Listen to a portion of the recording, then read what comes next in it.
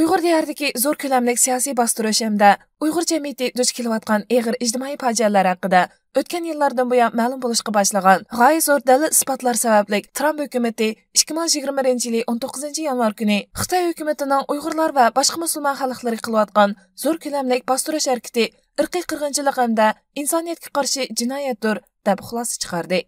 Bu Tramp hukumatining Oqsaroydan ayrilish arpasida chiqargan eng muhim qarorlardan biri bo'lib, G'arb dunyosida g'oyat zo'r ta'sir qo'zg'adi. Amerika tashqi ishlar ministri Mike Pompeo bu munosabat bilan qilgan so'zda Xitoy kompartiyasining Uyg'urlarga qanday zulm silayotganligini yaqindan ko'zib kelyapmiz. Ularning Uyg'urlarni millionlab lagerga qamishi va majburiy emgak silishi, ularni eng aqlli insoniy huquqlardan mahrum qoldirishi, Uyg'ur ayollarini tug'mas qilib o'tishi, Uyg'ur qiz cho'kanlarini majburiy yo'sinda Xitoylar bilan to'ylashtirishi hamda Uyg'ur go'daklarini oilasidan juda qilishi qatorliq faktlarga asosan biz buni qirg'inchilik deb qaraymiz, dedi.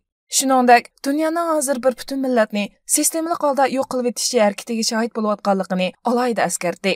Reuters agentligining 19 yanvargi xabarida aytilishicha, mazkur qaror Amerika Davlat Majlisidagi ko'p qitimliq guvohlik berish yig'inlari hamda keskin munozaralar, shuningdek, ko'plagan kollektiv tahlil va muhokama bosqichlaridan o'tgandan keyin e'lon qilingan to'liq salmoqli qaror ekan. Ma'lum bo'lishicha, Amerikaning prezidentlik saylimi mezgilida Joe Biden Uyg'urlarning qirg'inchilikka uchrayotganligini ko'p qitimlab oshkora so'rinlarda tilga olgan hamda Uyg'urlar masalasi tufaylidan Xi Jinpingni uchiga chiqqan siyosiy lukchak deb tanqidlagan edi.